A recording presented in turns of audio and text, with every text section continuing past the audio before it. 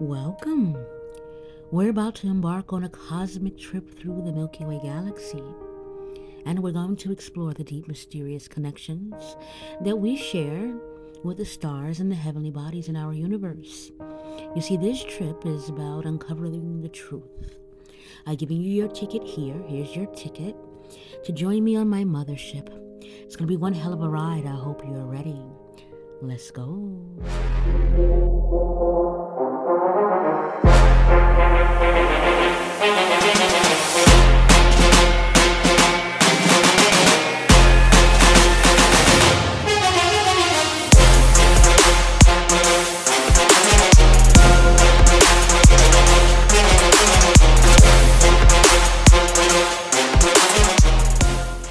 Tribe, Tribe. Listen, we just traveled 24,000 light years away from our galactic core, honey. And you've done that in the comfort of my mothership. If you've never been on a mothership before, I'm going to say, well, welcome. You're here with your Elder-in-Chief, Karima McGee. And around these parts, it's hut wisdom all of the time. Now, generally, I'm on the ground, all right? Village Eden. However, today, you guys are allowing me to be galactic, into which I love almost more than anything else. I don't get a chance to show a lot of my personality here on YouTube because my subscribers are used to one way of being, or they like content that is, around celebrity and how it relates to hut wisdom, and I have to link them both together in order to teach. It's been a creative way for me to do that. However, I get to do something that I love. So tonight I'm going to challenge you to look up into the night sky after this video. After this video, I want you to look up into the night sky without fear, without any set dogma, restrictions, and limitations. I want you to really understand the world around you. And here is where religion and science, where they kind of cross-function. But if we are brave enough, then both can coexist without the extermination of the other, but purely intelligently look at the world around us. Less ignorance, more acceptance, and understanding. Now listen up, if we're going to go deep, I need you to put your big girl underwear on. I did the Lori Harvey video, all right, if you recall. And I told you in that very video that there was an Erykah Badu song that she had made a long time ago. And she was talking about the moon. How does it go? I reflect the light. The sun's in the east and the moon reflects like the knowledge and wisdom that I manifest. The sun's in the east and the moon reflects like the knowledge and wisdom that I manifest. And I explained to you guys in that video that she was talking about honoring both the masculine and the feminine and how that's represented in our heavenly bodies. Now, I didn't give any real context into what I was talking about, and so I kind of want to expand or expand on that, which is actually, you know what? In that same song, by the way, it's one of my favorite songs. It's called Orange Moon. And how does the lyrics go? Let me see. Let me sing it for y'all. Me, me. I'm an orange moon. I'm an orange moon because I reflect the light of the sun.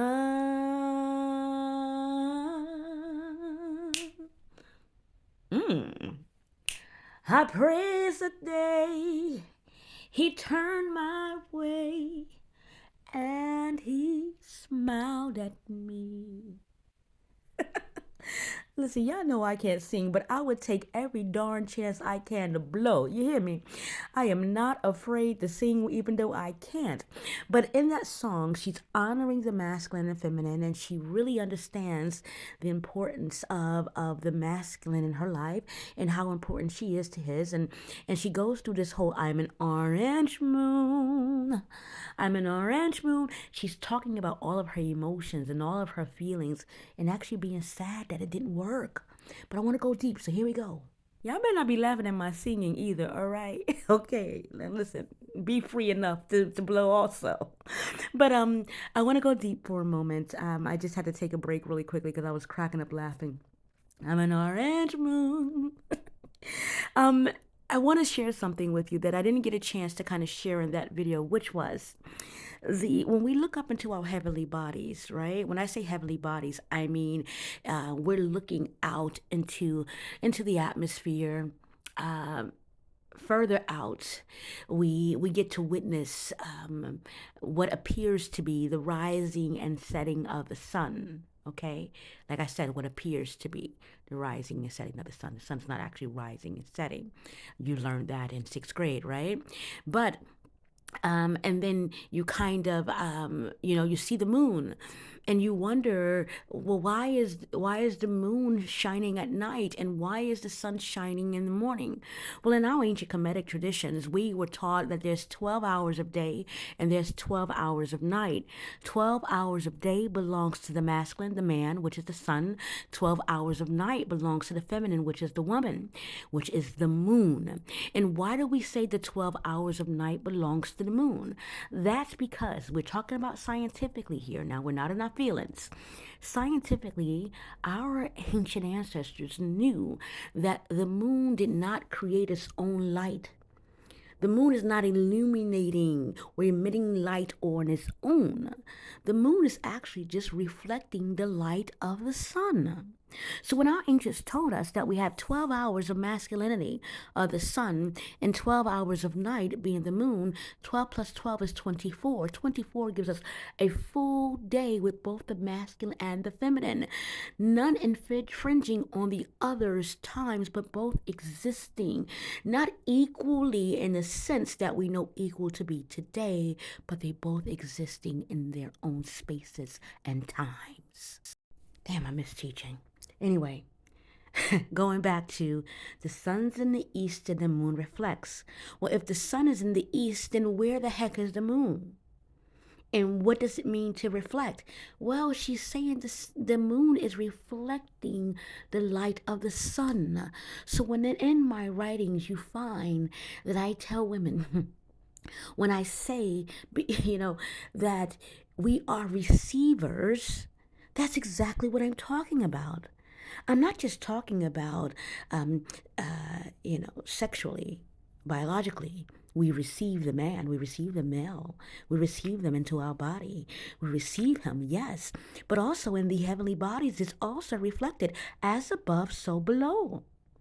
The moon is receiving the light or reflecting the light from the sun. So it appears to be shining, even though it does not illuminate on its own.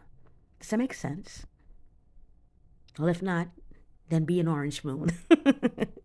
I want to go into my next point, which was that you heard Neil deGrasse Tyson talk about how we're stardust beings, right? We're stardust. And I really kind of want to just tap into that before I go into my next topic, which is you are more than you let on to be. You're more than you understand. And it was meant to be that way because if you truly understood what you were truly made of, then you will think highly of yourself. You will want more for yourself. You will expand your territory quite naturally because you understand you don't come just from dirt, but you are made from stardust. What does that mean, Karima? Well, darling, every atom in your body, every atom in your body, yours, mine, Lori Harvey's, Janet Jackson, and all the others, every atom that makes up our body is the same elements that makes up the stars. And we're talking about elements: carbon, nitrogen, oxygen. You are what a star used to be. Before a supernova happens, and a supernova is when a star explode, or I don't know if explode is the right word, but that's the word that's coming to mind. And perhaps because the reason why I say explode is too small of a word because the explosion is so powerful. It's like I don't know. I'm lost for words, and that almost never happens. But I'm hoping you guys can catch it when it happens and it explodes and everything that made up that star's energy spreads throughout the galaxy or in our galaxies into which it exists. Okay? Everything that made up that star exists now in a new form. You hear me? Okay? So, all of the gases, okay, that are, that is lost when that happens, those I don't know how to say this. I'm not articulating myself well, and I'm hoping you guys catch it. They then themselves become a new something, right? So we never lose the star as it, I mean, we lose the star as it was, but now it becomes something new. And that, darling, is reflected in you. As above, so below has never ever been true.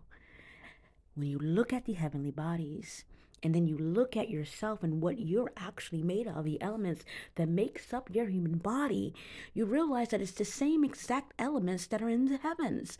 So when we now read as above so below, we completely understand what that means. There's not a lie that's been told in that at all. Two cosmic happenings that I want you guys to be aware of. And I kind of wanted to go into a little bit more of what's going on in the cosmos, but unfortunately, I'm running out of time. And because life happens outside of YouTube, I got to go do my womanly duties. But I want to share this. If you are watching this on December the 14th, you have about 3 days or so to witness one of the most spectacular meteor showers of our time, okay? I believe it's happening between December the 4th and December the 17th. It's going to be visible in both hemispheres, so you can actually watch that. If you're watching this on the 14th, you got a couple of days to look up in the sky. And I believe they say at its peak, you're going to get about 120 meteors. You can visually see with your own eyes. They're going to be bright and huge, and you can see it. So I want you guys to look up in the sky for that. And then, oh yes, the moon is going to go invisible on January the 1st, 2025. All right. Don't be alarmed by all that stuff that you find on TikTok and Instagram. These people pay no attention to the heavenly bodies. And so they are fear mongering and getting people all worked up. I can't find the moon. Where's the moon? Da, da, da, da, da. Listen, the moon is going to go invisible on the 1st because at that point, the 1st of January, 2025, it will be lying in between the sun and the earth. So it'll be somewhere in the middle. So it'll be invisible. That's what we call a new moon. So when you hear Karima say it's a new moon, darling, can't do that. Can't sign that. But no, I'm just saying, I got to do this on a new moon. Just be aware that, if you don't see the moon on January the 1st, 2025, has nothing to do with what TikTok is saying. It is actually going to be a new moon. And I believe that's all I have for you as of right now. We'll do this again. Until next time. Be empowered, be inspired, and be well. Don't be an orange moon. Bye, guys.